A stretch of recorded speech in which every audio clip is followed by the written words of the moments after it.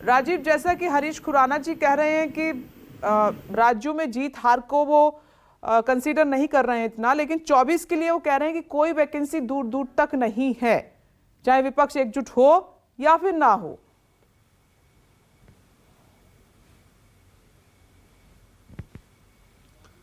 देखिए, वो है तो प्रवक्ता भारतीय जनता पार्टी के, लेकिन मैं उनकी इस बात से सहमत हूं कि 2024 के प्रधानमंत्री पद के लिए अभी चेहरे पर लड़ाई होगी। तो मैं तो कितने दिन से कहता आता हूं और आज की तारीख में भी मैं कह रहा हूं कि प्रधानमंत्री पद के लिए प्रधानमंत्री नरेंद्र मोदी के बराबर कोई दूसरा चेहरा विपक्ष के पास नहीं है। और अगर कोई बनाने की भी कोशिश की जाएगी तो वो 100 किलोमीटर दूर ही रहेगा। और अगर किसी चेहरे से विपक्ष 2024 का चुनाव लड़ना चाहेगा तो मुंह की खाएगा।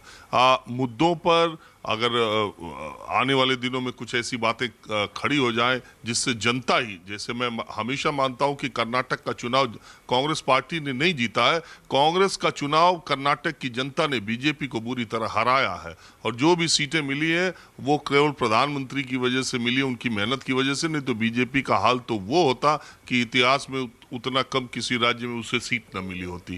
तो कर्नाटक की जनता ने उसे हराया है, कांग्रेस जीती नहीं है। अगर इस तरह का कोई माहौल बने तो अलग बात है।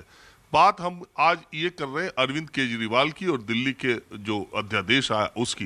देखिए विपनेश, एक सामान्य सा और साधारण सा सवाल है जो देश के हर आदमी के दिमाग में कौंधता है कि 1993 में दिल्ली में विधानसभा का पहली बार चुनाव हुआ। आज 2023 है, 30 साल हो चुके हैं। 30 साल में 6 साल अरविंद केजरीवाल को अगर आप छोड़ दें तो 24 साल 2013 से जोड़ सकती है आप। तो 13, 15, 20 और 23, ये 13 तक का जो 20 साल का था मामला, उसमें कहीं कभी ऐसा नहीं सुनने में आया कि केंद्र सरकार और दिल्ली सरकार में कभी इतनी तकरार हुई हो जितनी आम आदमी पार्टी के आने के बाद हुई है। पहली बात तो ये है। अगर आप दिल्ली के किसी भी व्यक्ति से आज पूछेंगे कि दिल्ली का जो स्वरूप है, दिल्ली जो जैसी दिखती है, उसमें सबसे ज्यादा योगदान आज भी किसी से पूछेंगी तो किसका योगदान है, तो हर आदमी शीला दीक्षित का नाम लेता है और कहता है कि शीला जी के 15 साल में दिल्ली की काया पलट हो गई और बहुत काम हुए। शीला दीक्षित की सरकार जब थी तो ठीक है, 9 साल के करीब मनमोहन सिंह की सरकार थी तो तकरार होना ही नहीं था, लेकिन उसके पहले 4 साल अटल जी की भी सरकार थी, लेकिन ऐसी बातें सुनने को नहीं आई।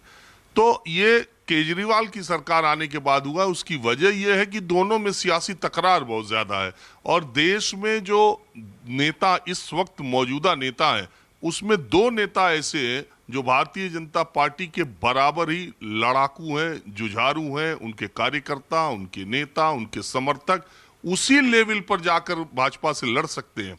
बाकी सारे नेताओं को आप डाउट कर सकते हैं कि कभी इधर है कभी उधर है, कब किधर चले जाएं रीजनल पॉलिटिकल पार्टी के लोग, कब किधर चले जाएं। लेकिन केजरीवाल और ममता बनर्जी अपने अपने हक और हकूक के लिए ये इतने लड़ाकू और जुझारू हैं। और दूसरी बात ये है कि अरविंद केजरीवाल एक मामले में ममता बनर्जी से भी आगे निकलते हैं कि उनकी सोशल मीडिया टीम, उनका प्रचार तंत्र ममता बनर्जी से कहीं ज्यादा सशक्त है। और दूसरी बात यह है कि राष्ट्रीय स्तर पर वो ममता बनर्जी से कहीं ज्यादा चर्चित रहते हैं। और एक बात और, केजरीवाल कहीं भी जाते हैं ना, वो हमेशा कहते हैं कि देखो जी हमें राजनीति करना नहीं आता है। तो आप यकीन मानिए आज के 100-200 साल पहले, 200 साल बाद जब भारत की राजनीति की 21वीं शताब्दी की राजनीति का इतिहास लिखा जाएगा तो प्रधानमंत्री नरेंद्र मोदी के बाद जिस व्यक्ति का सबसे ज्यादा जिक्र होगा वो होगा अरविंद केजरीवाल, जो सियासत का इतना माहिर खिलाड़ी था, जिसने 10 साल एक पार्टी बनाई। पार्टी बनाने के 2 साल के भीतर एक राज्य में सरकार बनाई, 2 बार 90% से ज्यादा सीटें लेकर के जीता। एक दूसरा राज्य भी जीता, उसमें भी इसी तरह का सीटों का उसको समर्थन मिला। तो देखिए, चुनावी जीत अपने आप में एक इतिहास लिखती है। तो अरविंद केजरीवाल, मैंने शुरू में ही कहा था, वो इतने तेज और तेज तर्रार व्यक्ति हैं कि उनकी जो महत्वाकांक्षा है उसको पढ़ पाना इतना आसान काम नहीं है। ये केवल दिल्ली का काम करने के लिए या दिल्ली का वो की तकरार है, सिर्फ ये बात यहीं तक नहीं है। जब वो प्रधानमंत्री पर सीधे हमला करते हैं, और मनीष सिसोदिया जेल जाने से पहले उस प्रेस कॉन्फ्रेंस में मैं मौजूद था जब उन्होंने कहा था कि 2024 के प्रधानमंत्री पद के उम्मीदवार अरविंद केजरीवाल होंगे, तो उनकी निगाहें तो लोग 7 जो है उधर लगी हुई है। बस ये है कि वो जिस पिच पे खेलते हैं ना, जो मैदान है वो उनका बहुत छोटा मैदान है।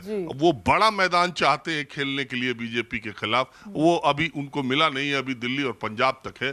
तो ये सारी लड़ाई अरविंद केजरीवाल उसी तरफ ले जाना चाहते हैं, ऐसा मुझे लगता है। हो सकता है कि ये